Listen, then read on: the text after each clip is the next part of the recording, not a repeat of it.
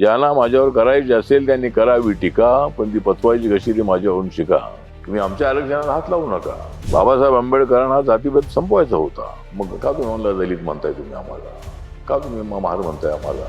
दलितांवर देशाला स्वातंत्र्य मिळाल्यानंतर अत्याचार होतात हे काय? ज्याप्रमाणे आम्हाला आरक्षण मिळतंय त्याप्रमाणे मराठा समाजातल्या गरिबांना सुद्धा मिळालं पाहिजे. मी बीजेपी सोबत आहे, शिवसेनेसोबत आहे.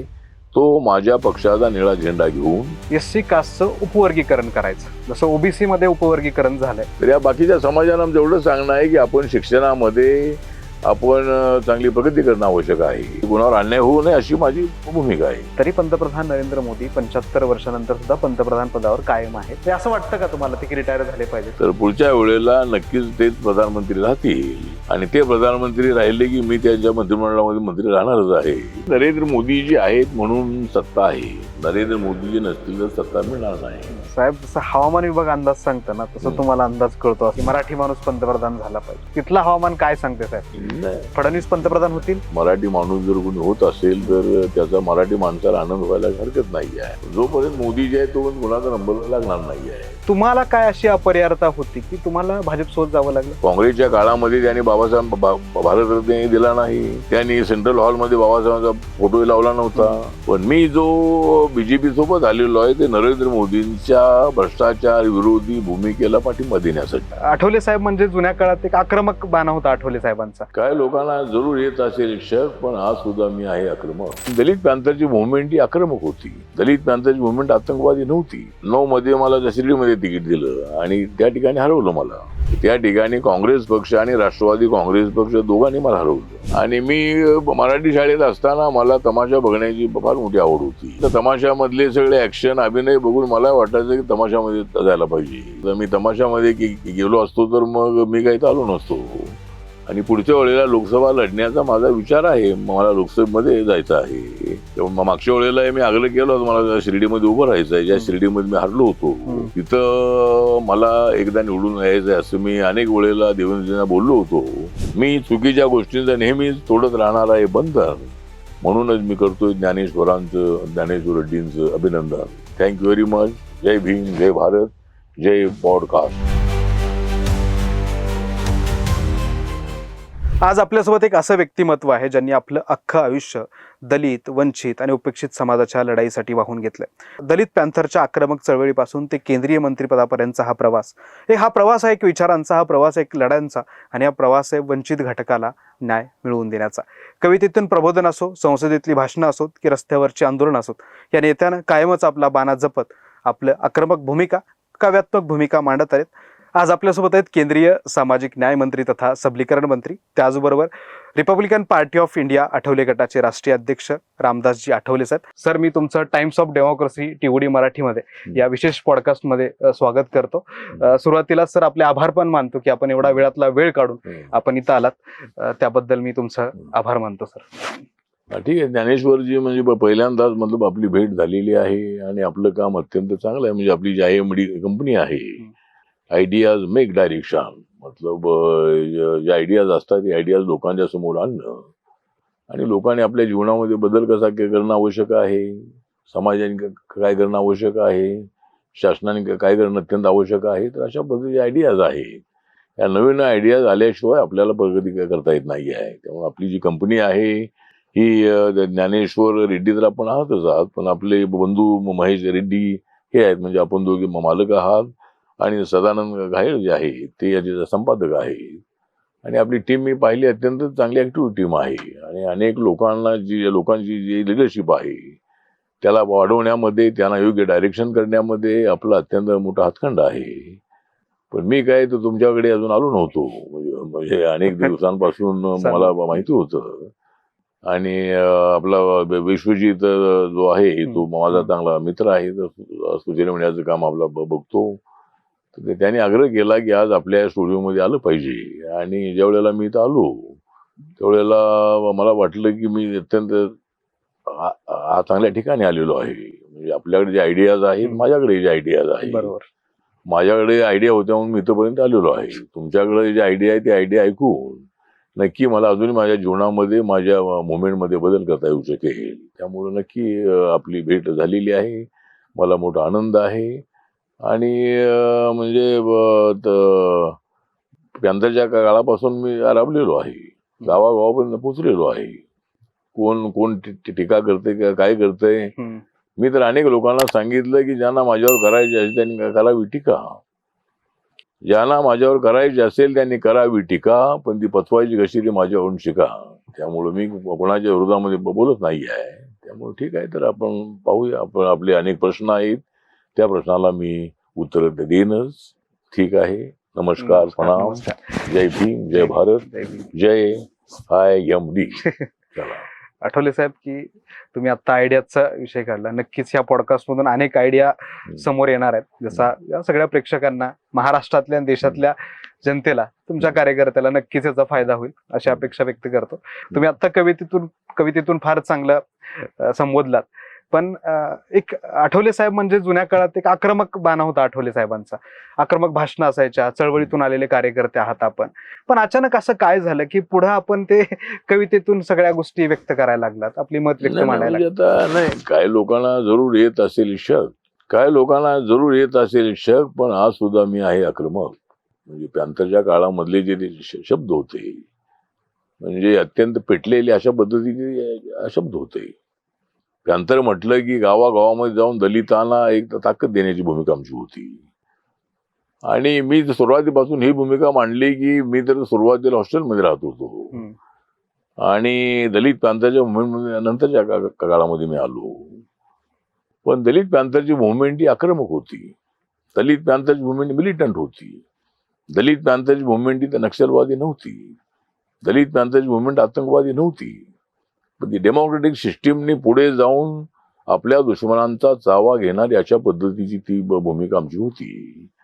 आणि आम्ही हे मांडत होतो की आम्ही कोणावर अन्याय करणार नाही, पण जर आमच्यावर कोणी अन्याय केला तर आम्ही सहन करणार नाही, ही भूमिका आम्ही गावात जाऊन मांडत होतो. गावामध्ये ज्ञानेश्वर मी ही भूमिका मांडत होतो की आम्ही तुमच्या विरोधात नाही. आमची पॅन्थर जी आहे, तो पॅन्थर हा प्राणी असा आहे की तो सहजासहजी कोणावर अटॅक करत नाही आहे. पण अलीकडे सगळ्या महाराष्ट्रात फिरणारा पॅन्थर मात्र अनावश्यक लोकांवरती तो हल्ले करत होता. म्हणजे जो पॅन्थर चित्ता जो आहे, पण आमचा जो पॅन्थर होता, ब्लॅक पॅन्थर, जसं अमेरिकेमध्ये होता, अमेरिकेमध्ये संघटन होतं, काळ्या लोकांच्या, निग्रो लोकांच्या न्यायासाठी स्थापन झालेलं ते ब्लॅक पॅन्थर हे संघटन होतं. आणि अशाच धर्तीवर इथले सगळे साहित्यिक एकत्रित आले. दलितांवर देशाला स्वातंत्र्य मिळाल्यानंतर अत्याचार होतात, हे काय, का होतात असे अत्याचार? आर्टिकल 17 प्रमाणे, घटनेतल्या 17 प्रमाणे जातीवर संपवलेली आहे. मग का तुम्ही आम्हाला दलित म्हणताय, तुम्ही आम्हाला का तुम्ही महार म्हणताय आम्हाला? तर आम्ही हे सहन करणार नाही. अशा पद्धतीची भूमिका घेणाऱ्या नौजवानांची फार मोठी फौज गावागावात, शहरात उभी राहिली. रेड्डीजी आपल्याला माहितीच आहे की मराठवाड्यामध्ये बाबासाहेब आंबेडकरांच्या नामांतराचं आंदोलन फार मोठं पेटलं होतं. आणि बाबासाहेब आंबेडकरांचं नाव मराठवाडा विद्यापीठाला मिळावे आमची आग्रही मागणी होती. त्याचं कारण हे होतं की बाबासाहेब आंबेडकरांनी पीपल्स एज्युकेशन सोसायटी स्थापन केली होती 8 जुलै 1945 मुंबईमध्ये. आणि त्याच्यामध्ये 7 मेंबर दलित असायचे, 4 मेंबर नॉन दलित असायचे. म्हणजे बाबासाहेब आंबेडकरांना सुरुवातीपासूनच दलित आणि नॉन दलित यांना एकत्र आणायचं होतं. बाबासाहेब आंबेडकरांना जातीभेद संपवायचा होता. बाबासाहेब आंबेडकरांना त्यांच्या एकमेकाच्या मनातली मानसिकता जी आहे ती बदलायची होती. आणि समाज एक आहे, आम्ही सगळे एक आहोत, आम्ही सगळे भारतीय आहोत, अशा पद्धतीची भूमिका असणाऱ्या बाबासाहेब आंबेडकरांच्या विचाराला घेऊन चालणारे आम्ही लोक. मी गावात गेलो की मी गावात सर्वात अगोदर ज्ञानेश्वर मी मागणी अशी केलेली आहे, ज्याप्रमाणे आम्हाला आरक्षण मिळतंय त्याप्रमाणे मराठा समाजातल्या गरिबांना सुद्धा मिळालं पाहिजे. तुम्ही आमच्या आरक्षणाला हात लावू नका. मग आता SC ला आरक्षण मिळतंय, ST ला आरक्षण मिळतंय, OBC ला आरक्षण मिळतंय. आणि मी तुम्हाला आकडेवारीचं सांगतो की शेड्यूल कास्टचं पॉप्युलेशन त्यावेळेला 15% होतं, ज्यावेळेला आरक्षण लागू झालं त्यावेळेला. आणि आता शेड्यूल कास्टचं पॉप्युलेशन 16.6% आहे, STचं पॉप्युलेशन 8.4% आहे, त्यावेळेला 6.5% होतं. आणि OBCचं पॉप्युलेशन खालीलकर कमिशन प्रमाणे सांगतात की 52% आहे. पण आता सेन्सस होईल बरोबर. कळेल, पण ते 50, 49, 52, 53 असे असू शकेल. तर जर हे 52% आपण पकडले आणि आमचे हे 25%, म्हणजे जवळजवळ आम्ही झालो 75 77%. तर 77% ज्यांचं पॉप्युलेशन आहे त्यांना आरक्षण मिळते 49.5%. ज्यांची पॉप्युलेशन 23% आहे जनरलची, त्यांच्यासाठी 50.5% जागा आहेत. म्हणजे त्यांच्यासाठी जागा आहे त्या. आणि आता आम्ही 10% आरक्षण जे दिलेलं आहे, नरेंद्र मोदी सरकारने निर्णय असा घेतला की जे लोक SC ST मध्ये नाहीत, OBC मध्ये नाहीत, ज्या जातीला धर्माला आरक्षण मिळत नाही, तर धर्मावर आरक्षण देता येत नाही आहे, पण ज्या जातीतले धर्मातले लोक असे आहेत की ज्यांचं उत्पादन 8 लाखाच्या आतमध्ये मुला मुलींच्या फॅमिलीचं, त्यांना शिक्षणामध्ये आणि नोकऱ्यामध्ये आरक्षण द्यायचं हा निर्णय मोदी सरकारने घेतलेला आहे. तर आता ठीक आहे, तर अशा पद्धतीनं आम्ही आक्रमक होतो. आम्ही पण माणसं जोडण्याची भूमिका सातत्यानं आम्ही मांडलेली आहे. आठवले साहेब, की आता ह्याचा एक उल्लेख निघाला, आरक्षणावर बोलतोय, शेड्यूल कास्ट असेल, म्हणजे अनुसूचित जाती जमाती जे आहेत, सध्या एक विषय चर्चेत आहे, तो म्हणजे SC कास्टचं उपवर्गीकरण करायचं. जसं OBC मध्ये उपवर्गीकरण झालंय OBCच्या जातींचं, तसं SC मध्ये पण करायचंय. तर आंबेडकर चळवळीचं असं म्हणणं आहे की कुठल्या आधारावर तुम्ही करणार? तुम्ही सत्तेत आहात, तुम्ही मंत्री आहात, त्या विभागाचे मंत्री आहात. हा, तर आता याच्याबद्दल असं आहे की एकतर महाराष्ट्रामध्ये शेड्यूल कास्टमध्ये 59 जाती आहे. बरोबर. ऑल इंडियामध्ये 1200 जाती आहे. आता आंध्रामध्ये माला मादिगा नावाच्या 2 मोठ्या कास्ट आहे. त्यामध्ये माला हे आंध्रामध्ये जास्त आहेत आणि तेलंगणामध्ये मादिगा थोडी जास्त आहे, पण मालाही त्या ठिकाणी बरोबरीनं आहे. पण त्या ठिकाणी माला समाजामध्ये शिक्षणामध्ये मोठी प्रगती केल्यामुळं माला समाजाला थोडा याचाच फायदा मिळालेला आहे. थोडा मादिगा समाजाला मिळाला नाही अशी त्यांची तक्रार, ती खरी पण आहे. म्हणून चंद्राबाबू नायडूंच्या सरकारने मला वाटतं 20 वर्षापूर्वी असा निर्णय घेतला की मादिगांसाठी वेगळं आरक्षण देण्याचा निर्णय घेतला, पण सुप्रीम कोर्टाने त्याला विरोध केलेला होता. त्यामुळे आता अलीकडे सुप्रीम कोर्टाने असं म्हटलेलं आहे की ज्या राज्याला करायचं आहे त्यांनी करावं. मग आता ब क ड किंवा जे कॅटेगरायझेशन आहे हे OBC मध्ये अजून झालेलं नाही. OBC मला 27% आरक्षण असंच आहे. त्या ठिकाणी सुद्धा व्हावं अशी मागणी आहे. जे DNTचे लोक आहेत, VJNTचे लोक आहेत, त्यांची मागणी अशी आहे की बाबा आम्हाला काही या 27% मध्ये फायदा होत नाही, त्यामुळे आम्हाला वेगळं आरक्षण द्या. बाळकृष्ण रेणके कमिशन, विधाते कमिशन यांनी रिपोर्ट आमच्याकडे दिलेला आहे. तर त्यात अजून झालेला नाही, तो विचार चालू आहे. पण शेड्यूल कास्टमध्ये काही जातींना फायदा झालाय, काही जातींना फायदा झाला नाही. आणि ज्या जातीमध्ये शिक्षणाचं प्रमाण कमी आहे त्या जातींना आरक्षणाचा फायदा जेवढा होत नाही आहे, म्हणून त्यांच्यातून मागणी विशेष करून मातंग समाजातून अशी मागणी होते. पण बाकीच्या चर्मकार कक्क या समाजातल्या अनेक नेत्यांनी याला विरोध केलेला आहे. आंबेडकरी चळवळीतल्या लोकांचं असं म्हणणं आहे बाबा दलित समाजामध्ये फूट पाडू नका. बरोबर. पण आता मी रिपब्लिकन पक्षाचा अध्यक्ष असल्यामुळं मी बौद्ध तर आहेच आहे, बौद्ध समाजावर अन्याय होऊ नये माझी भूमिका आहेच आहे. पण इतरांना देताना बौद्ध समाजावर अन्याय होऊ नये, कशा पद्धतीनं आता कॅटेगरायझेशन होणार आहे ते माहीत नाही आहे. पण राज्य सरकारने याचा गंभीरपणे विचार करणं अत्यंत आवश्यक आहे की बौद्ध समाजावर किंवा जो आमचा पूर्वीचा महार समाज आहे त्या समाजामध्ये शिक्षणाचं प्रमाण मोठं आहे. आणि बाबासाहेब आंबेडकरांच्या मुळे या समाजाने शिक्षणामध्ये आपली प्रगती केलेली आहे. आता मातंग समाज जागृत होतोय, अण्णाभाऊ साठेंच्या नावाने जागृत होतो आहे, त्याच्यामध्ये शिक्षणाचं प्रमाण वाढतंय. तर या बाकीच्या समाजांना आमचं एवढं सांगणं आहे की आपण शिक्षणामध्ये आपण चांगली प्रगती करणं आवश्यक आहे आणि कॉम्पिटिशन मध्ये आपण आलं पाहिजे. तर आता पाहूया, आता तू प्रश्न विचारलेला आहे त्या पद्धतीनं आता काय राज्य सरकार काय करणार आहे माहित नाही आहे. पण ते सगळ्या लोकांच्या ज्या सूचना आहे त्यांचा विचार राज्य सरकारने करणं अत्यंत आवश्यक आहे. आणि पाहूया, बौद्ध समाजाची तर आग्रही मागणी आहे की कॅटेगरायझेशन नको, पण मातंग समाजाचा तेवढाच आग्रह आहे की आम्हाला आरक्षणाचा फायदा होत नाही, आम्हाला वेगळं आरक्षण द्या. तर पाहूया काय होतंय, कोणावर अन्याय होऊ नये अशी माझी भूमिका आहे. तुम्ही एक शिक्षणाचा मुद्दा आता काढला की बाबासाहेबांनी आपल्याला आरक्षण दिलं, ओबीसी असेल, एससी असेल, बाकीच्या कास्टना, ज्या त्या समाजातील मुलांनी पुढे येऊन शिक्षण घेतलं, काही अधिकारी झाले, चांगल्या पदावर गेले. पण आजही सर अशी एक परिस्थिती आहे, ज्यावेळेस आपण गावखेड्यात बघतो किंवा कुठेही बघतो, तो समाज आणखीन पुढे का जात नाही? म्हणजे शिक्षणाच्या बाबतीत का प्रगल्भ होत नाही, कामाच्या बाबतीत का प्रगल्भ होत नाही, असं एक चित्र दिसतं गावखेड्यातलं. तर ते त्याबद्दल तुम्हाला काय वाटतं बरं? नाही, गावखेड्याबद्दल आपलं मत असं आहे की गावखेड्यामधले आता अनेक फॅमिलीमधले लोक नोकरीला लागलेले आहे. कुणी शिक्षक आहे, कुणी प्रोफेसर आहे, कुणी ॲडव्होकेट आहे, असे आहे की. पण आपण म्हणताय त्या पद्धतीनं खेड्यापाड्यातलं प्रत्येक कुटुंब एकदम इम्प्रूव्ह झालंय असं नाही. तर आता त्या प्रत्येक खेड्यातल्या कुटुंबाला न्याय देण्यासाठी अलीकडे मोदी सरकारने कार्यक्रम हातात घेतला आणि मुद्रा योजनेच्या माध्यमातून 50,000पासून ते 10 लाखापर्यंत, आता 50,000पासून 20 लाखापर्यंतची मर्यादा वाढवलेली आहे. छोटे मोठे धंदे करून हे लोक गरीब रेषेच्या वरती आलेले आहेत. गेल्या 10 वर्षामध्ये मोदींचं सरकार आल्यानंतर जवळजवळ 25 कोटी लोक जे आहेत ते गरीब रेषेच्या वरती आलेले आहेत. त्यामुळे हळूहळू हे प्रमाण वाढत आहे. पण माझ्या पक्षाने अशी मागणी केलेली आहे आणि आम्ही मराठवाड्यामध्ये, विदर्भामध्ये आणि महाराष्ट्रामध्ये शासनाच्या बडी जमीन अतिक्रमण केलं. आम्ही केलं म्हणजे आमच्या लोकांनी केलं. आणि आता ते सगळी फॅमिली त्याच्याकडे 5-5 एकर जमीन आहे. मी महाराष्ट्र सरकारमध्ये मंत्री असताना 14 एप्रिल 90च्या अगोदरच्या अतिक्रमणाला मान्यता देण्याचा निर्णय झालेला आहे आणि जवळजवळ 3.5 लाखापेक्षा जास्त एकर जमीन लोकांना मिळालेली आहे.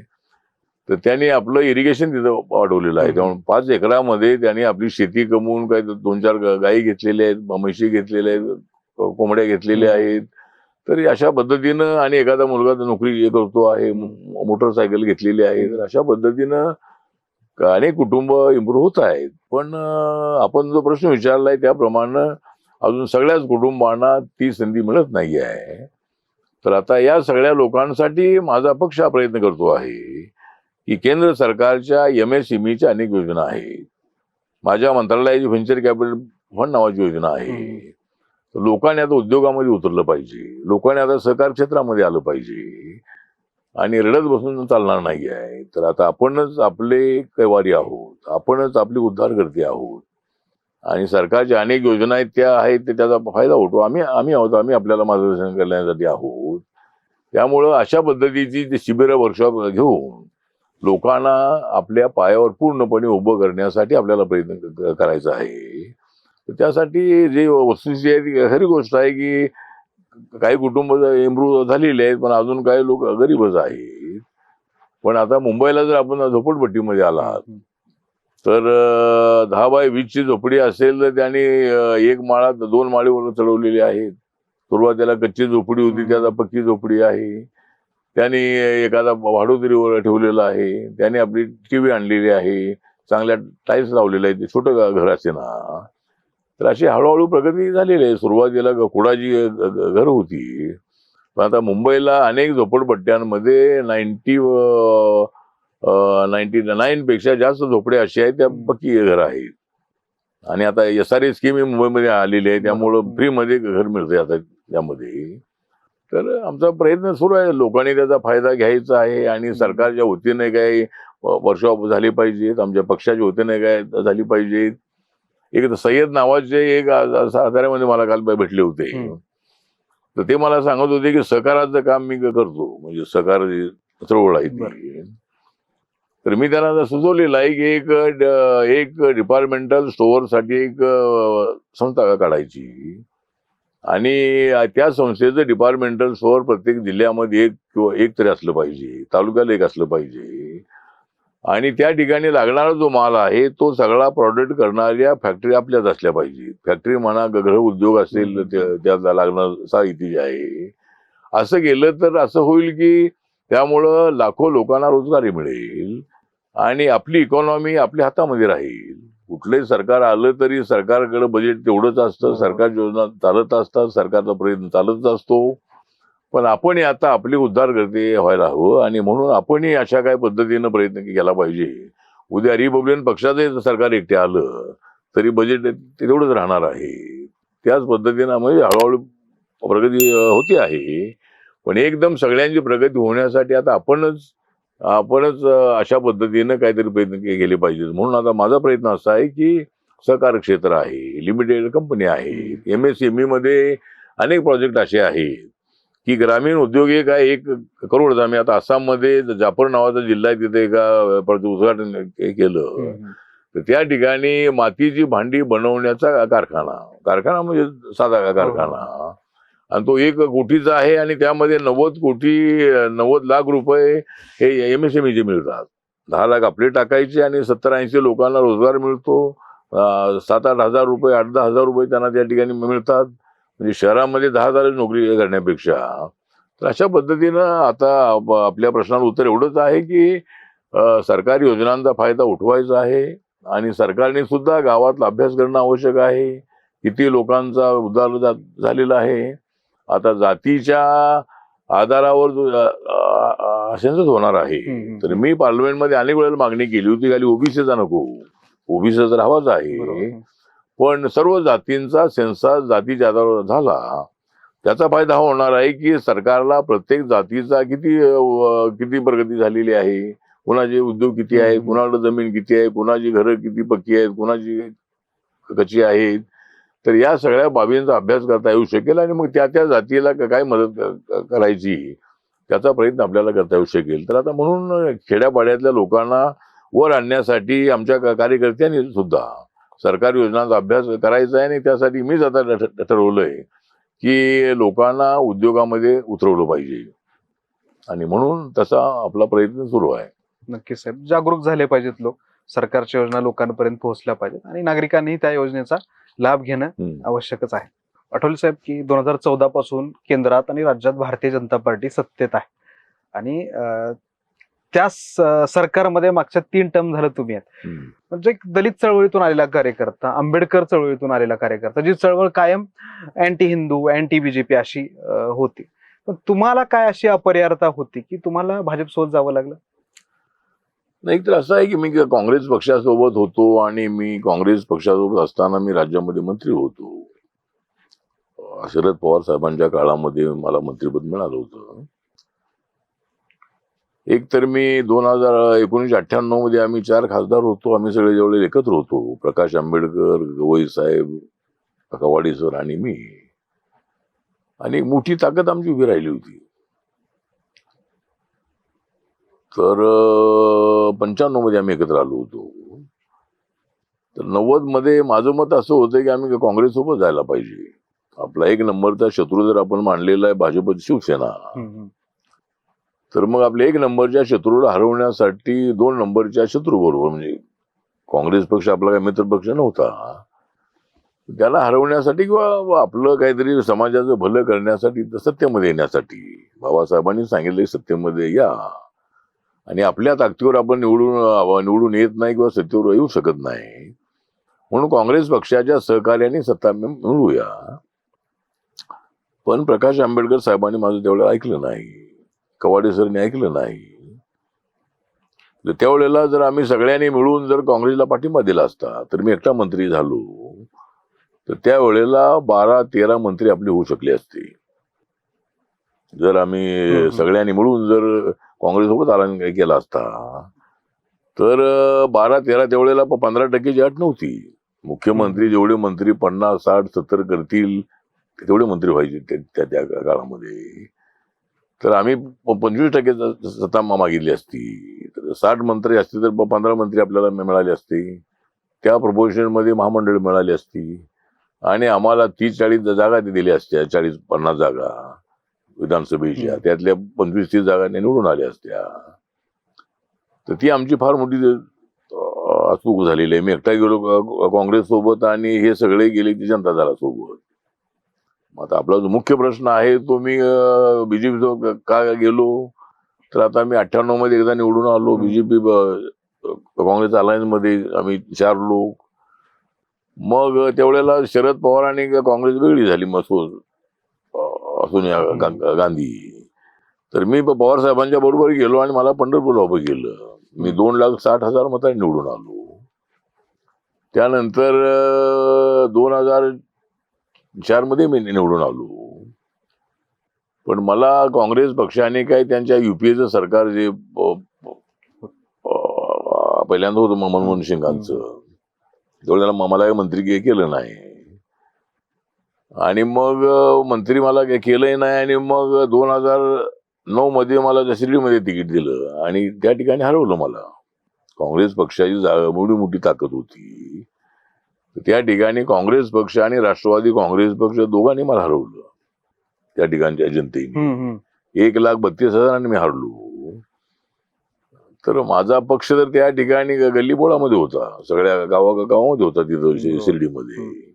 आणि काँग्रेस आणि राष्ट्रवादी तिथं मजबूत होतीच. तर मी शिर्डीमध्ये हरल्यानंतर मग मला पवार साहेब 2.5-3 वर्षाची राज्यसभा देत होते. पण मी नाराज होतो, मला इथं हरवलं म्हणून. आणि मग मी त्यावेळेला रेडॉल स्थापन केली होती, रिपब्लिकन लेफ्ट डेमोक्रेटिक फ्रंट. 5 वर्ष आम्ही फ्रंट चालवली.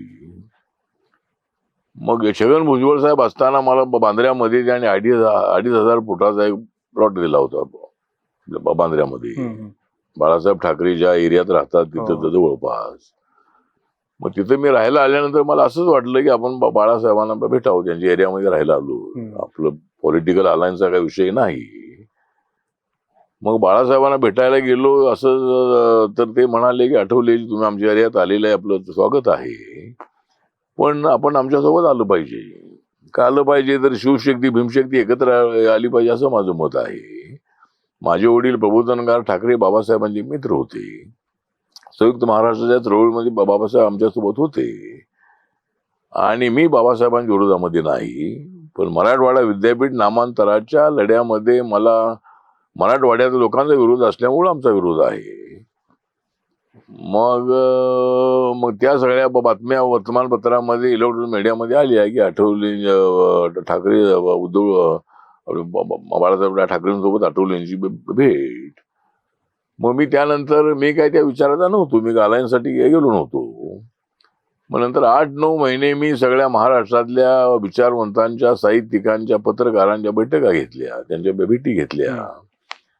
आणि सर्वांनी मला असं सांगितलं की राजकारणात असे धाडसी निर्णय घ्यायचे असतात.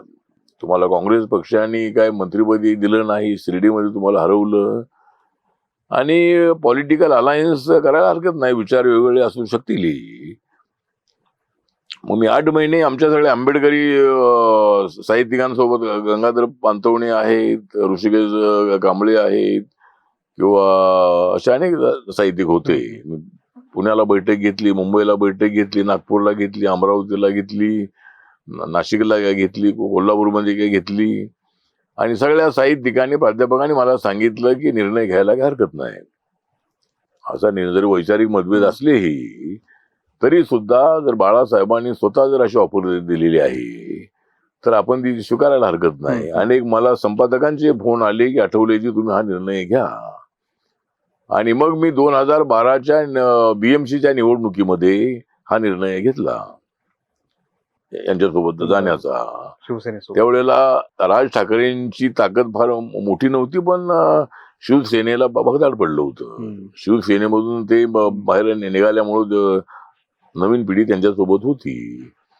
आणि सेना भाजपला मुंबई जिंकणं अवघड होतं, पण आम्ही त्यांना पाठिंबा दिल्यामुळं त्यांना मुंबईची सत्ता टिकवता आली. मग नंतरच्या वेळेला पुन्हा लगेच इलेक्शन आले 14ला. मग 14ला इलेक्शन आल्या तर मग गोपीनाथ मुंडे होते त्यावेळेला, मेन लीडर होते. देवेंद्र तर होते, पण गोपीनाथ मुंडेजी लिडिंग करत होते, प्रमुख होते. मग त्यांच्याकडं मी मागणी केली, आपण शिर्डीमध्ये हरलो, मुंबईत उभा राहिलो, पंढरपूरला गेलो, नंतर शिर्डीला गेलो, म्हणून मग मला राज्यसभा दे अशी मी मागणी केली. नाहीतर मी मुंबईमध्ये मी निवडून आलो, उत्तर मध्यमध्ये मी अगोदर निवडून आलो, आता जी दक्षिण मध्ये आहे. तर मग त्या ठिकाणी मला तिकीट कुठं दिलं असतं, मी निवडून आलो होतो मोदींच्या हवेमध्ये.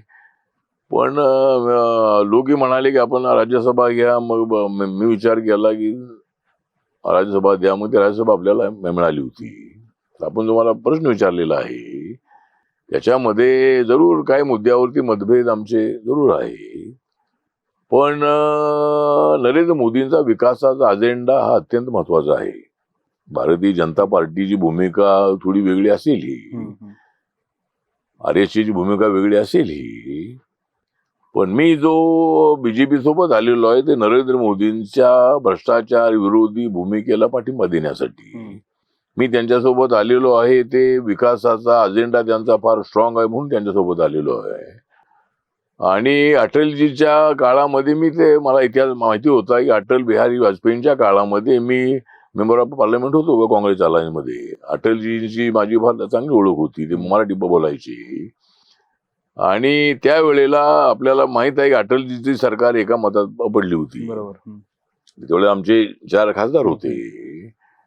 तर त्यावेळेला प्रमोद महाजनी आमच्याकडे आले होते. पण त्यावेळेला आम्ही तर तयार नव्हतो. अटलजी सरकार पडल्यानंतर त्यांना 2-4 मेंबरही मिळाली नाही. तेवढी मिळाली असती तर सरकार बसलं असतं.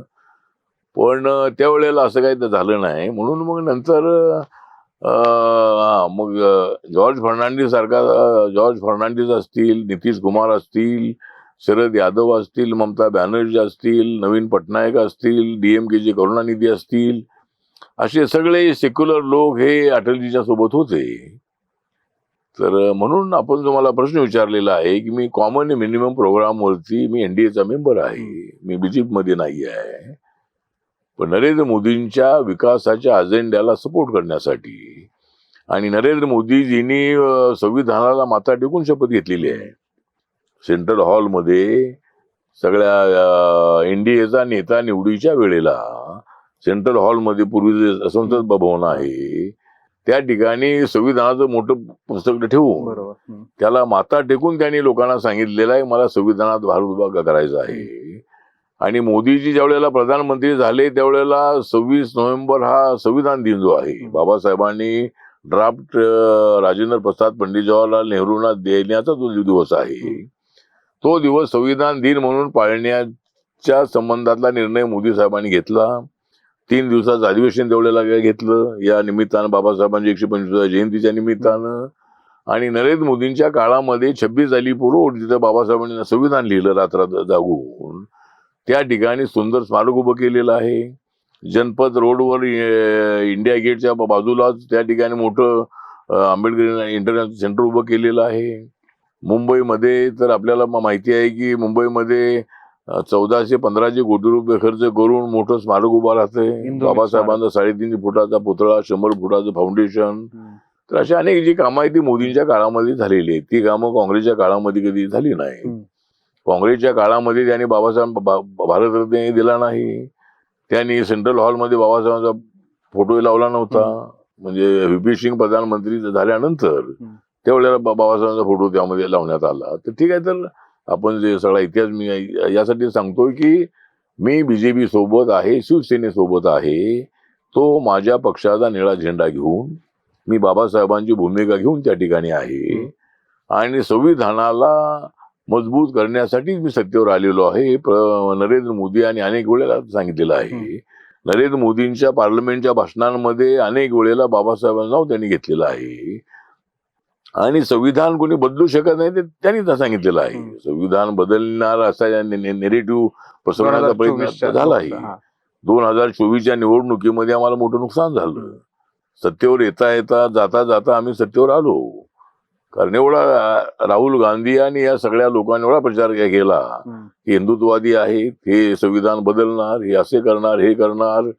त्याचा फटका मला बसलेला आहे. पण नंतर झालेल्या अनेक निवडणुकांमध्ये आम्ही जिंकलेलो आहोत. हरियाणा असेल, बिहार असेल, दिल्ली असेल, महाराष्ट्र असेल, सगळ्या निवडणुका आम्ही जिंकलेलो आहोत. त्यामुळं आता लोकांच्या लक्षात आलेलं आहे की संविधान कोणी बदलू शकत नाही हा खोटा प्रचार आहे. तर त्यामुळं मला असं वाटतं की म्हणून मी मोदींच्या विकासाच्या अजेंड्याला घेऊन मी त्यांच्यासोबत आहे. आणि मला तिसऱ्यांदा त्यांनी मंत्रिपद दिलेलं आहे. काँग्रेसच्या काळामध्ये मला त्यांनी मंत्रिपद दिलं नाही. मी एकटा आहे म्हणून मला मंत्रिपद दिलं नाही. पण आता मी लोकसभेत नसताना सुद्धा माझ्या पक्षाचा एकही खासदार लोकसभेमध्ये नाही, मी राज्यसभेत आहे. आणि बाकीच्या इंडियाच्या अनेक पक्षांचे एक दोन मेंबर लोकसभेत आहेत. तरी त्यांना राज्यमंत्रीपद मिळाले, मग मला म्हणजे काही लोकांना मिळालेलं आहे. आणि नरेंद्र मोदींशी माझे संबंध अत्यंत चांगले आहे. नरेंद्र मोदीजींना माहित आहे की मी नरेंद्र मोदींच्या भूमिकेचा प्रचार देशभर करतो आहे. आणि एक गोष्ट सांगतो की माझा पक्ष देशाच्या 28 राज्यामध्ये आहे. माझा पक्ष हा 8 केंद्रशासित प्रदेशामध्ये आहे. आणि बाबासाहेब आंबेडकरांचा निळा झेंडा मी सगळ्या राज्यामध्ये फडकवलेला आहे. आता नागालँडमध्ये आणि मणिपूरमध्ये माझा पक्ष रेकग्नाइज आहे. गन्ना किसानी सिम्बॉल मला म्हणजे आमच्या पक्षाला मिळालेला आहे. आणि आता 2 राज्यामध्ये जर आम्हाला मान्यता मिळाली तर आमच्या पक्षाला राष्ट्रीय मान्यता मिळेल. त्यामुळे देशामध्ये 4-5 पक्ष असे आहेत की त्या पक्षाला राष्ट्रीय मान्यता आहे. तर त्यामुळं मला असं वाटतं की सध्या काँग्रेस पक्ष बीजेपी नंबर 1ला आहे, 2 नंबरला काँग्रेस आहे, 3 नंबरला आम आदमी पार्टी आहे आणि 4 नंबरला बसपा होता. पण बसपाची मान्यता मला वाटतं आता गेलेली आहे, म्हणजे ऑल इंडियाची. तर आता माझा या 3-4 वर्षामध्ये प्रयत्न आहे की आणि 2 राज्यामध्ये 60% मते मिळवायची व काही लोक निवडून आणायचे छोट्या राज्यामध्ये. मग माझ्या पक्षाचा 4 नंबरला माझा पक्ष येईल. त्यामुळे असं माझा आता प्रयत्न आहे. तर आता मी बीजेपी मध्ये आल्यामुळं मला देशभर पक्ष वाढवता आलेला आहे. पण महाराष्ट्रामध्ये मात्र ज्ञानेश्वर अडचण आहे की इथं आम्हाला सत्तेचा सहभाग मिळत नाही आहे. त्याचं कारण हे आहे की एकनाथ शिंदेजी आणि अजितदादा पवार हे 2 मोठे पक्ष त्यांच्यासोबत बिझी होत आल्यामुळं रिपब्लिकन पक्षाकडे तेवढं लक्ष दिलं जात नाही अशी परिस्थिती आहे. त्यामुळं ठीक आहे, पाहूया काय होतंय. की आठवले साहेब, तुम्ही पंतप्रधान नरेंद्र मोदींचा वारंवार उल्लेख ह्याच्यामध्ये करताय, कारण त्या सत्तेत तुम्ही सहभागी आहात, 3 टर्म झालं मंत्री आहात, परत एकदा तुम्हाला राज्यसभेवर निवडून दिलंय. पण त्यांचा एक रूल आहे म्हणजे पक्षाचा की 75 वर्षानंतर पक्षात कार्यरत राहायचं नाही किंवा पदावर राहायचं नाही, संविधानिक पदावर. तरी पंतप्रधान नरेंद्र मोदी 75 वर्षानंतर सुद्धा पंतप्रधान पदावर कायम आहेत. म्हणजे असं वाटतं का तुम्हाला ते की रिटायर झाले पाहिजे? तुम्ही त्यांच्यासोबत काम करताय. मला असं वाटतं की नरेंद्र मोदी जे आहेत म्हणून सत्ता आहे. नरेंद्र मोदी जे नसतील तर सत्ता मिळणार नाही. 2014 मध्ये नरेंद्र मोदींच्या पेक्षा लालकृष्ण अडवाणी साहेब हे अत्यंत सिनियर होते. मग त्यावेळेला जर अडवाणी साहेबांच्या नेतृत्वाखाली निवडणूक लढली असती तर सत्ता आली नसती.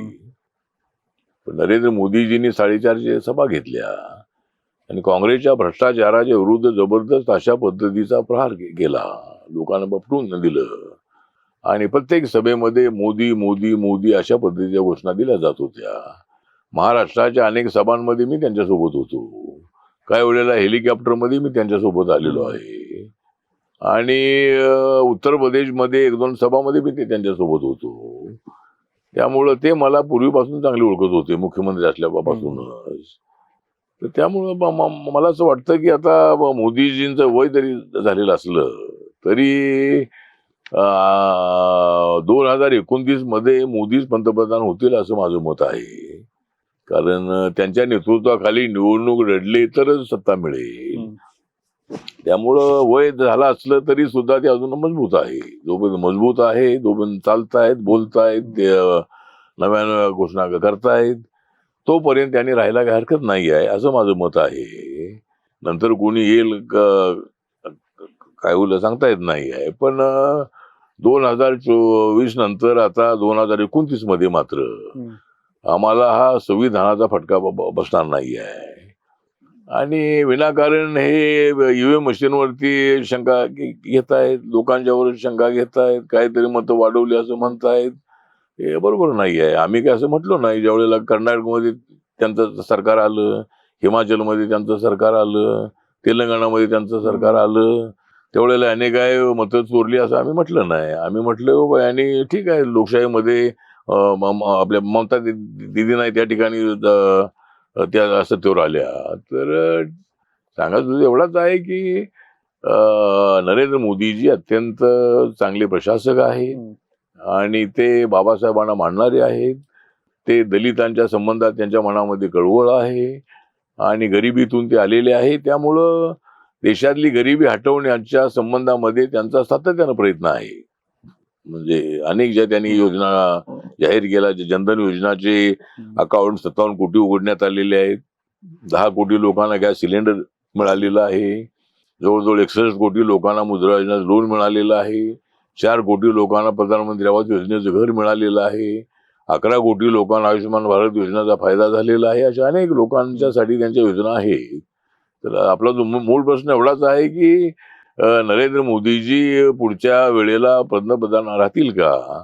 तर पुढच्या वेळेला नक्कीच तेच प्रधानमंत्री राहतील आणि ते प्रधानमंत्री राहिले की मी त्यांच्या मंत्रिमंडळामध्ये मंत्री राहणारच आहे. त्यामुळं आणि बीजेपी मध्ये सहजासहजी तिसऱ्यांदा कोणाला राज्यसभा देत नाहीये. त्यांचा नियम नाही आहे, पण एक किंवा 2 वेळेला राज्यसभा देतात, पण तिसऱ्या वेळेला काय ते देत नाहीत. पण मला मात्र त्यांनी राज्यसभा दिलेली आहे आणि पुढच्या वेळेला लोकसभा लढण्याचा माझा विचार आहे. मला लोकसभेमध्ये जायचं आहे.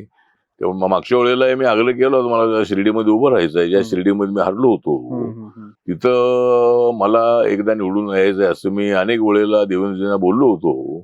पण तिथं सदाशिव लोखंडे, एकनाथ शिंदेचे असल्यामुळं ते काय मला त्यांनी सीट दिली नाही. पण ते सदाशिव लोखंडे हरले आणि इकडची सुजय विखे हरले. जर मी तिथे शिर्डीत उभा राहिलो असतो तर मी निवडून आलो असतो, सुजय विखे निवडून आले असते. त्यामुळं ठीक आहे, तर बघूया. पण नरेंद्र मोदीजींनीच पुढच्या वेळेला राहिलं पाहिजे असं माझं मत आहे. साहेब, जसं हवामान विभाग अंदाज सांगतो ना, तसं तुम्हाला अंदाज कळतो असं चर्चा असते आणि म्हणूनच तुम्ही कायम ह्या राजकारणात इतके स्टेबल आहात. पण एक चर्चा आहे साहेब दिल्लीमध्ये की मराठी माणूस पंतप्रधान झाला पाहिजे. त्यातल्या त्या देवेंद्र फडणवीस हे पुढचे पंतप्रधान असतील किंवा पुढच्या पंतप्रधान पदाचे दावेदार असतील, अशी एक सातत्यानं चर्चा महाराष्ट्रात तरी ऐकायला मिळते. तुम्ही दिल्लीत आहात, तिथलं हवामान काय सांगते साहेब? फडणवीस पंतप्रधान होतील? तिथलं हवामान जे आहे, देवेंद्र फडणवीस हे सिन्सिअर आहेत, बहुत चांगले ऍक्टिव्ह असे मुख्यमंत्री आहेत आणि ते झाले तर आम्हाला आनंदच आहे. मराठी माणूस जर कोणी होत असेल तर त्याचा मराठी माणसाला आनंद व्हायला हरकत नाही आहे. पण जोपर्यंत मोदी जे आहे तोपर्यंत कुणाचा नंबर लागणार नाही आहे. त्यामुळं मोदी ज्या वेळेला नसतील त्यावेळेला काय निर्णय होईल तो होईल. पण देवेंद्रजी झाले तर आम्हाला आनंदच आहे. देवेंद्रजी इथले माझे चांगले मित्र आहेत आणि महाराष्ट्राचा एक चांगला चेहरा आहे, ते ऍक्टिव्ह आहे. त्यामुळं नक्की ते झाले तर आम्हाला आनंद होईल. पण अजून अनेक लोक सिनियर आहेत, तिकडे अमित शहा आहेत, बाकीचे लोक आहेत, काय पुढे सांगता येत नाही. पण माझं व्यक्तिगत मत असं आहे की 29 ते 34 पर्यंत नरेंद्र मोदी राहतील असा माझा अंदाज आहे आणि नक्की तेच राहतील अशी मला अपेक्षा आहे. नक्कीच साहेब. एक शेवटचा प्रश्न घेतो की तमाशा कलावंत जयवंत साळवजकर नेहमी आपल्या काही आठवणी सांगत असतात. लहानपणीच्या तुम्ही तुमच्या आजोळी असताना त्यांच्यासोबत काही काळ घालवला होता. काय सांगाल बरं त्यांच्या बाबतीत जरा?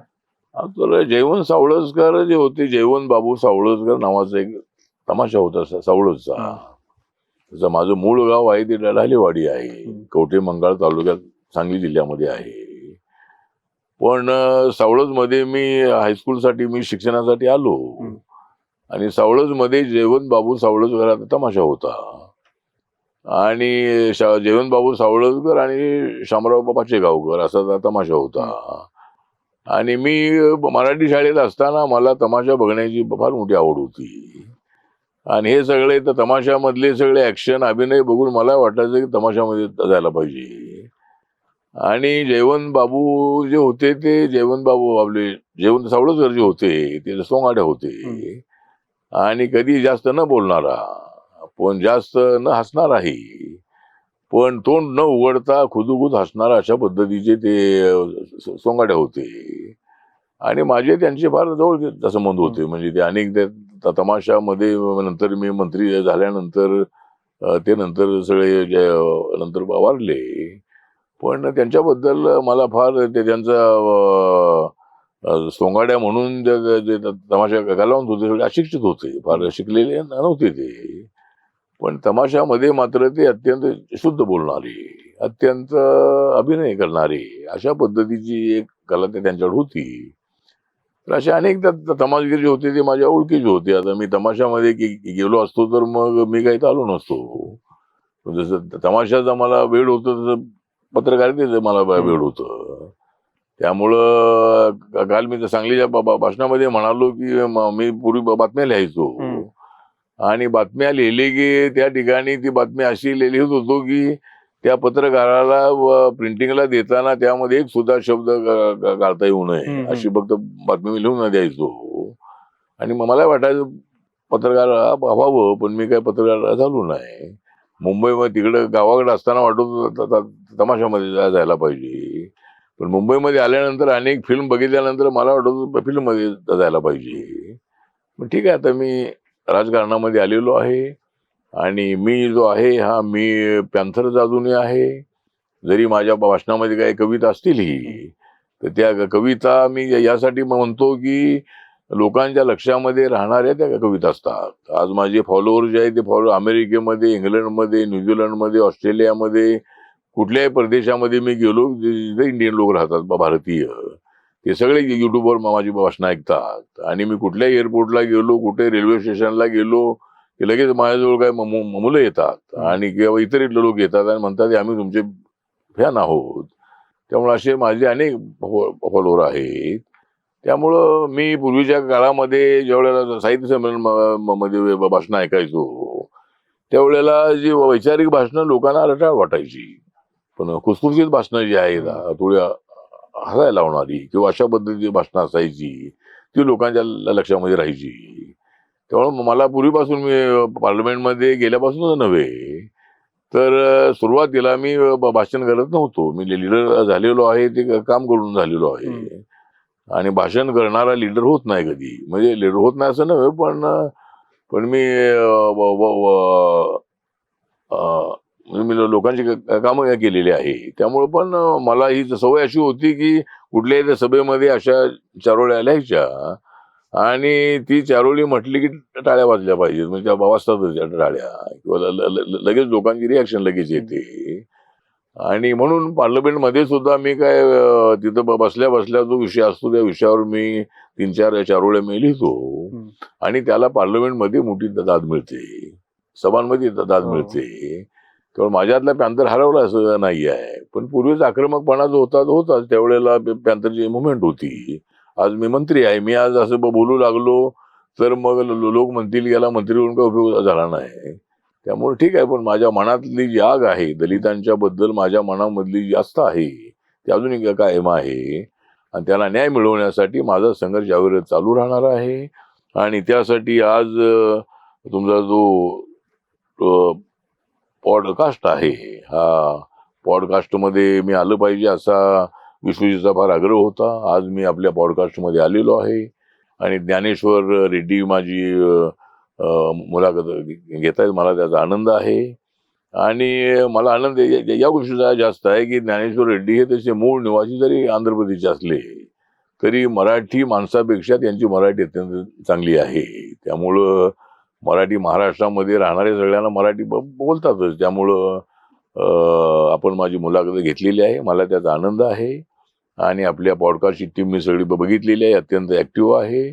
कधी काय अडचण आली तर मी आपल्या सोबत आहे. मी दिल्लीमध्ये आहे, मुंबईमध्ये आहे आणि मी नक्की आपल्या पॉडकास्टला जी आपली IMD जी कंपनी आहे ही IMD जी कंपनी आयडियाज मेक डायरेक्शन ही जी कंपनी आपली आहे ही नवीन नवीन आयडिया देत राहील. माझ्याकडून आपल्याला काय आयडिया हव्या असतील तर मी तुम्हाला आयडिया देत राहीन आणि मला तुमच्या काय आयडिया हव्या असतील तर मी तुम्हाला विचारत राहीन. एवढंच या प्रसंगी सांगतो. आणि आपण माझे अनेक चांगले प्रश्न आपण मला विचारलेत त्याबद्दल आपलं अभिनंदन. आणि मी नेहमीच तोडत राहणार आहे बंधन, मी चुकीच्या गोष्टींचं नेहमीच तोडत राहणार आहे बंधन. म्हणूनच मी करतोय ज्ञानेश्वर रेड्डींचं अभिनंदन. Thank you very much. जय भीम, जय भारत, जय पॉडकास्ट. साहेब तुम्ही आलात, अनेक विषयांवर चर्चा झाली. तुमच्याही कार्याला खूप खूप शुभेच्छा. आपला रिपब्लिकन पार्टी ऑफ इंडिया राष्ट्रीय पक्ष लवकरच व्हावं यात सदिच्छा व्यक्त करतो. आणि अनेक प्रश्न आहेत, वेळेवर आपल्याला काही थोडक्यात आवरावं लागतं. साहेब पण व्यस्त आहेत. चला, थँक्यू.